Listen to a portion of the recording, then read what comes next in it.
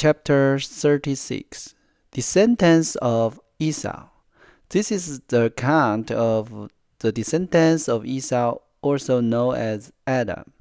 Esau married two young women from Canaan, Ada, the daughter of Alan of Hethys, and Aholibama, the daughter of Alan and granddaughter of Ziban the Hivite.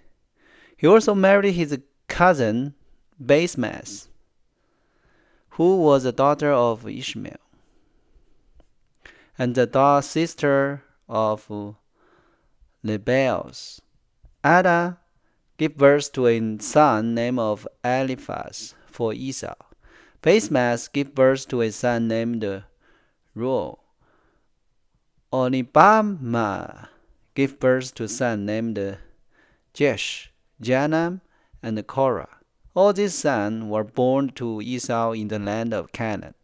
Esau took his wives, his children, and his entire household, along with his livestock and cattle, all the wealth he had acquired in the land of Canaan, and moved away from his brother Jacob.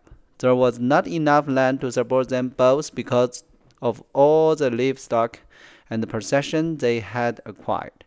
So Esau, also known as Edom, settled in the hill country of Seir. This is the account of Esau's descendants, the Edomite who lived in the hill country of Seir.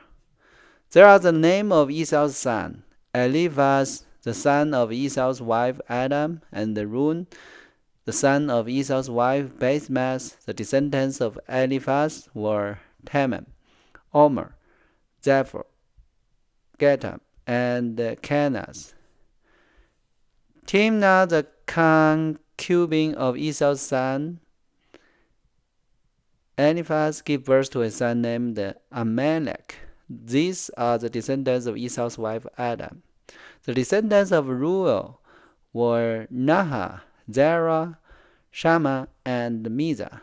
These are the descendants of Esau's wife Basemath. Esau also had sons through Aholibama, the daughter of Anan and the granddaughter of Ziban.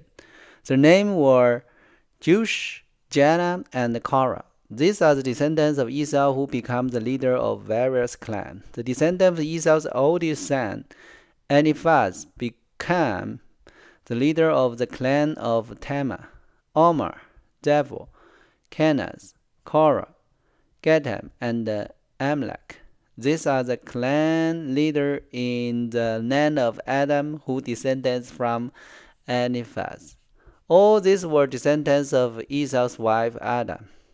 The descendants of Esau's son Reuel became the leader of the clan of Lahab, Zerah, Shammah, and Mizah. These are the clan leaders in the land of Adam who descended from Reuel. All these were descendants of Esau's wife Basemath. The descendants of Esau and his wife Aholibama became the leader of the clan of Joesph, Janah, and Korah. These are the clan leaders who descended from Esau's wife Aholibama, the daughter of Alan. These are the clan descendants from Esau known as Edom, identified by the clan leader. Original people of Edom. This is the name of the tribe that descended from Seir and Horit. They lived in the land of Edom, Nordan, Shobah, Ziban, Alan, Dishan, Ez, and Dishan. These are the Hiran clan leader, the descendants of Seir who lived in the land of Edom. The descendants of Lordan were Hori and Haman. Lordan's sister was named Timnah. The descendants of Shobah were Elvran, Malahab, Ebal, Shevel, and Onam. The descendants of Zebran was Aim and Alam. This is the Anna who discovered the hot spring in the wilderness where he was grazing his father's donkeys. The descendants of Alam were his son Dishan and his daughter Aholibama. The descendants of Dishan were Hamdan, Ashban, Israel, and Karen. The descendants of Ezer was Behan, Zaphran, and Achan. The descendants of Dishan were Uz and Aran. So this was the leader of the Horites clan, Lotan, Shobah, Deborah, Alan, Dishan, Ezer, and Dishan. The Horite clan are named after the clan leader who lived in the land of Seir. Ruler of Edom. These are the kings who ruled in the land of Edom before any king ruled over the Israelites. Bela son of Beryl, who ruled in Edom from his city of Dihaba. When Bela died, Jacob son of Zerah from Bezer from become king in his place. When Jeba died, Husham from the land of Tamalid became king in his place. When Husham died, Handam son of Bedad became king in his place and ruled from city of Ephes. He was the one who defeated the Midianites in the land of Moab. When Hadam died, Samlah from the city of America became king in his place. When Samdan died, Shaul from the city of Rainbow on the river became king in his place. When Shaul died, Bahanah son of Akra became king in his place. When Bahanah son of Akra died, Hadad became king in his place and ruled from the city of Bo. His wife was Mehetabel, the daughter of Matred and the granddaughter of Mitznaha. These are the names of the leader of the clan descendants from Esau, who lived in the place named for them: Timnah, Alpha, Jez, Olibama, Elan, Phin, Kenizan, Teman, Mizban, Mikban, Iran. These are the leaders of the clan of Edom, listed according to their settlement in the land they occupied. They are all descendants from Esau, the ancestor of the Edomites.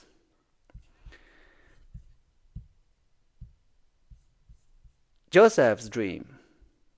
Chapter 37. So Jacob settled again in the land of Canaan, where his father had lived as a foreigner. This is the account of Jacob and his family. When Joseph was 17 years old, he often tended his father's flock. He worked for his half-brother, the son of his father's wife, Bilhah and Zilpah. But Joseph reported his father some of the bad things his brothers were doing. Jacob loved Joseph more than any of his other children because Joseph had been born to him in his old age. So one day Jacob had a special gift made for Joseph, a beautiful robe. But his brother hated Joseph because their father loved him more than the rest of them. They couldn't say a kind word to him. One night Joseph had a dream, and when he told his brother about it, they hated him more than ever. Listen to this dream, he said. We were out in the field trying up a bundle of grain.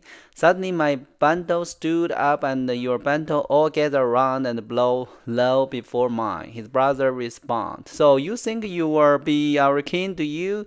Do you actually think you will reign over us? And they hated him all the more because of his dream and the way he talked about them. So Joseph had another dream, and again he told his brother about it. Listen, I have another dream, he said. The sun, moon, and the 11th star bow low before me. This time he told the dream to his father as well as to his brothers, but his father scolded him. What kind of dream is that? He asked. Will your mother and I and your brother actually come and bow to the ground before you? But while his brothers were jealous of Joseph, his father wondered what the dream meant. Soon after this, Joseph's brother went to pasture their father's flock at Shechem. When they had been gone for some time, Jacob said to Joseph, Your brother are pasturing the sheep at Shechem. Get ready, and I will send you to them. I'm ready to go, Joseph replied. Go and see how your brothers and the flocks are getting along, Jacob said. Then come back and bring me a report. So Jacob sent him on his way, and Joseph traveled to Shechem for their home in the valley of Hermon. When he arrived there, a man from the area noticed him wandering around the countryside. What are you doing? looking for? He asked. I'm looking for my brother, Joseph replied. Do you know where there pastures or sheep? Yes, the man told. They have moved on from here, but I heard they say, let's go on the Dothan. So Joseph followed his brother to Dothan and found them there. Joseph sold in slavery. When Joseph's brothers saw him coming, they recognized him in the descendants. As he approached, they made plan to kill him. Here comes the dreamer, they said. Come on, let's kill him and throw him into one of these cisterns. We can tell our father wild animal has eaten him. Then we will see what become of his dreams. But when Reuben heard of the scheme, he came to Joseph's rescue. Let's not kill him, he said. Why should we shed any blood? Let's just throw him into the empty cistern here in the wilderness. Then he will die without our laying a hand on him. Reuben was secretly planning to rescue Joseph and return him to his father. So when Joseph arrived, his brother ripped off the beautiful robe he was wearing. Then they grabbed him and threw him into the cistern. Now the cistern were empty. There were no water in it. Then, just as they were sitting down to eat, they looked up and saw a caravan of camels in the distance coming toward them. It was a group of Ishmaelite traders taking a load of gum, balm, and aromatic reeds from Guinea town to Egypt. Judah said to his brother, what will we gain by killing our brother? We had to cover up the crime. Instead of hurting him, let's sell him to those Ishmaelite traders. After all, he is our brother, our own flesh and blood. And his brothers agreed. So when the Ishmaelites who were Midian trader come by, Joseph's brother pulled him out of the cisterns and sold him to them for 20 pieces of silver, and the trader took him to Egypt. Sometime later, Reuben returned to get Joseph out of the cistern. When he discovered that Joseph was missing, he tore his clothes in grief. Then he went back to his brother and lamented, the boy is gone. What will I do now? Then the brothers killed a young goat and dipped Joseph's robe in its blood. They sent the beautiful robe to the father with this message, look at what we found. Doesn't this robe belong to your son? The father recognized it immediately. Yes, he said, it is my son's robe. A wild animal must have eaten him.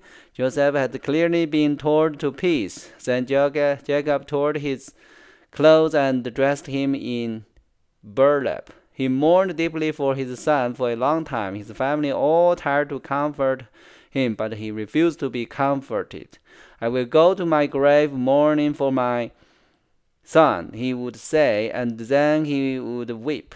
Meanwhile, the Midianite trader arrived in Egypt, where they sold Joseph to Potiphar, an officer of Pharaoh, the king of Egypt. Potiphar was the captain of the palace guard. So that is chapter 36 and 37. It's talking about Esau's descendants. Also, it's talking about Joseph sold by his brothers to the Egypt. So there's more detail here. And Reuben was the oldest son of Jacob. Now it's Israel. So that is a lot of things happen. Reuben was have a sex relationship with Jacob's concubine. But in this story, today's story, Reuben was one that rescued Joseph. So you cannot say the person is bad or good. Sometimes it's complicated. I think God wants to show us human being is complicated. They have a free will, but never forgot follow God's commandment. Okay, so that is today's story. I hope everybody like it. God bless you, everyone. Let's see you tomorrow.